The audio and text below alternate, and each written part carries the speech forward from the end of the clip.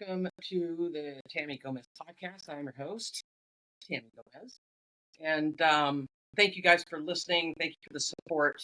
Wherever you're listening from, I just want to say thank you because I was looking at the analytics this morning for the podcast. We started January 3rd, and we are now in 28 countries, which blows me away how fast this podcast has grown, and it's all because of you. So thank you for that. And I hope that the information that I'm giving you guys each week helps in your life and in your careers and whatever ventures that you're on at this point. So let's roll into it. I was scrolling through social media this morning, and somebody had posed a great question about manifestation and intuition. Like, if you have a feeling that something is coming, is that your intuition or is that manifestation? And I kind of contemplated that question a little bit. It didn't take me long to come up with the answer to it, because the answer is this: you always go first. And what I mean by that is, whatever your beliefs are, and those beliefs have been created not just currently, but a long time ago with whatever input you had from well-meaning family and friends or teachers or friends, whatever, right? We start creating beliefs. Beliefs are just a thought that you keep thinking until it becomes a belief. So I just keep thinking a thought over and over and over again. I believe it to be true. And then we are off and running in our manifestations. Manifestation comes from your beliefs. End of story. Whatever you believe to be true, good or bad, will manifest. So when they pose the question about what about when you know that something is coming, is that your intuition saying that the manifestation is appearing? And yeah, that is your intuition, but it comes from your belief. So let me give you guys some examples. If I believe I'm going to have a bad day because I've had bad days in the past and they have affected me emotionally, which means I didn't like it and I stayed in it and I compounded the negative feelings of the bad day, that creates a level of fear in me that I'm going to have another bad day. And that's a belief. So then when I believe and I'm afraid that I'm going to have another bad day, and then the bad day manifests, I know it's going to be a bad day, and that's your intuition. In other words, you know the manifestation is coming. Does that make sense? So everything that you're manifesting, everything that you're creating in your life is all coming from your level of belief in the thing. And you guys are psychic because you know what's going to happen. And we're really good at this stuff when it's negative stuff. We're really good when it's bad stuff. Because fear is such a powerful emotion. Like, it will go to the depths of your soul when you're afraid of something. It will wrap you up in the blanket of it and just hold you there. And so fear of things happening, and then when they do happen, you're like, see, I fucking knew it. Well, yeah, it's not so much your intuition saying it's going to happen. Your belief is what makes it happen. But the intuition is, I can feel it coming. I can feel it coming. And then it shows up. So that is the answer to that question. Now, if we go a little bit more in depth, I want to talk about, on the same lines of belief, I want to talk a little bit about you creating the life that you want. There's so many people that are struggling with this. I think the reason why people struggle so much with creating the life that they want is a couple of reasons. One, they don't know how. They know it's possible, but they just don't know how to go about doing it. And I want to give you guys some insight on that. And I was thinking about that this morning, contemplating it when I was in the shower, and I'm like, how is it that I create everything in my life with with lightning speed? It's because it's a sense of urgency for me. In other words, I don't really have these long-term goals lined up because I've done that in the past. Like many, many years ago, my brother kind of instilled in me that you need to have short-term goals and long-term goals, right?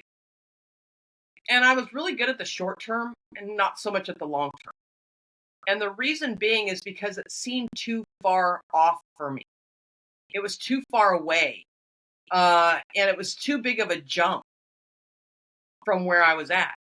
So let me give you an example. If my long-term goal was to be a gazillionaire, whatever it is, right? And so I grew up in poverty, blah, blah, blah, blah, right? You guys know my backstory. So if my desire, and it was since I was a kid, to be wealthy, to be rich, have a lot of money, financial freedom, all the things, and if I all of a sudden needed to put a number on that, it couldn't just be a blanketed, I just want financial freedom, I just want to be wealthy, I just want to be rich. I actually had to put a dollar figure on it. I had to label it, so to speak. That freaked me out a little bit because as soon as I put a dollar figure on it, it immediately seemed impossible in my belief system. Like, how am I going to do that? I don't have the education for that. I'm not a Jeff Bezos. I'm not a business owner. I'm just a 20-something-year-old kid wanting to be wealthy, and I have no idea how to go about it. So putting up a long-term goal for myself at that point of $1 million or $2 million or $10 million or whatever in my mind that signified was too big of a jump from where I was because I didn't have anything in my 20s. I really didn't. I was struggling. I was trying to find my way. I was being rebellious. I was doing all the things. So now the short-term goals were easier for me, right? Let's see if I can make an extra $500, this month. That seemed more realistic to me, and it seemed easier, and I could find a way to make $500, and so I would go after that, and sure enough, I would. But past that, it didn't work for me. And I think it's the same for a lot of people, right? That you guys put up too big. Like I always tell you guys to dream big, but I'm talking about setting goals, a target for yourself. And I think a lot of people, their goals are too lofty for where they're currently at in their life. And it's a nice thought to have those things, and we can daydream about them. But when it comes down to actually taking aligned action to manifest it and create it in your life, there's just a disconnect there. So what I would love you guys to do is to play around in this energy of, let's not think about the big, lofty, long-term goals. Let's think about something that's more immediate for us. So if you want to manifest something in your life, something that you desire, and I'll throw something out there to you guys. I'm looking at my vision board right now. My vision board has a lot of short-term pictures on there, things that I want to accomplish, things I want to manifest in my life short-term. I don't have anything long-term on there. So if I threw something out to you guys, let's just say that you have always wanted to take a cruise and you don't have the money for the cruise. What I want you to do is to ask yourself, is it possible that in the year 2024, I could create an environment to manifest a cruise this year? Let's give it a timeline of, let's say, October.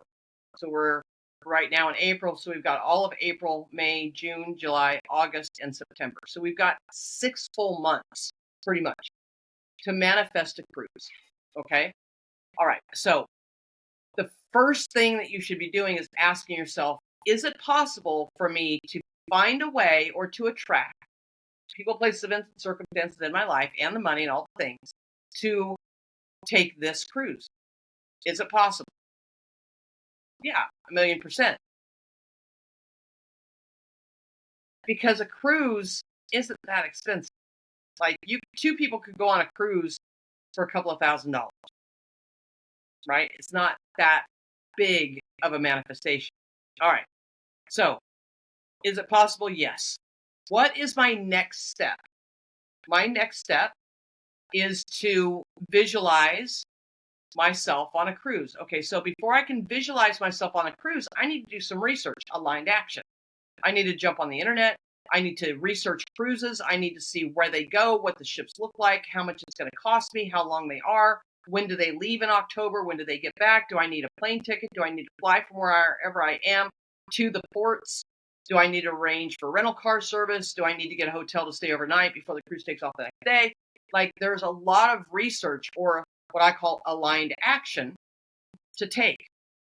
Once you do your research and you do your due diligence on, and you pick the cruise that you want to go on, then we spend time in our minds visualizing what the cruise will be like. What will the experience be like? I get to decide what that experience is going to be like from the moment that the day comes that we're going to leave for the cruise. When I get up in the morning and I do my morning routine and I pack my bags and do all the things, or maybe I packed it the night before, getting everything prepared and everything ready, to jumping in the car, to driving to the airport if that's what it is, and checking my bags and doing my online check-in on the app, and going through security and waiting for the plane to board, and then getting on the plane and taking off and having my drinks or my snacks or whatever it is on the way to the port.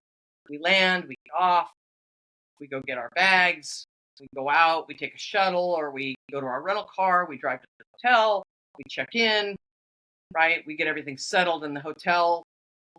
And then that scenario, that's visualization, step by step by step by step, of how it's going to be, to the point where you're boarding on the boat, and what that experience is like. Do they have welcome gifts for you when you get to your cabin room?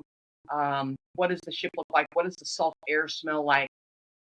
What is the excitement that you feel, right? And then going through the whole process of what activities you're going to be doing while you're there. Or do you just a fly by the seat of your pants type of person, or do you have a planned itinerary of the activities that you're going to do while you're on the cruise? What islands are you going to? What day are you going to stop at that particular port so you can get off the ship and go to the beach and do whatever it is, right? So you have to in your mind see yourself doing it from all the way from the moment you leave your home until you get back to your house. What is the entire experience like? So when you can do that and stay in that energy of it and play in that visualization of it, you will get very inspired and motivated to then take inspired action to find ways to generate or attract or create or make, or whatever you want to call it, the money to go on the cruise.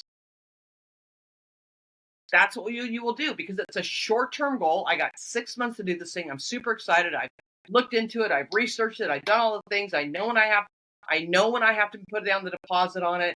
And I visualized with the whole experience what it's going to be like. And I'm super excited. I'm inspired and I'm motivated because I've done my visualizations. And then I come back and I'm like, okay, now how are we going to generate the income additional to go on? And that is up to you. That part of it is up to you. You get to be as creative as you want. You could DoorDash for 6 months and probably make enough. You could create an online program. You could get into digital marketing. You could have a side hustle. You could sell some of the stuff in your home that you don't need anymore. Like, you could have a garage sale, or you could put things on Facebook Marketplace and sell a bunch of shit and get a bunch of money for it, and keep adding and adding and adding to that cruise jar, so to speak, of money to pay for the cruise. So what I'm talking about here is that when we are trying to create the life that we desire, you've got to start with small term or short term goals. If it's wanting to create more peace in your home, it's the same process. It's the same process. There's nothing different. What does it feel like? What does it look like? What action do I need to take? Do I need to be a little bit more forgiving or more loving? Do I need to do my morning routine so that when I emerge into the world every morning, I'm in a great mood and I attract people into my life that are in the same type of mood?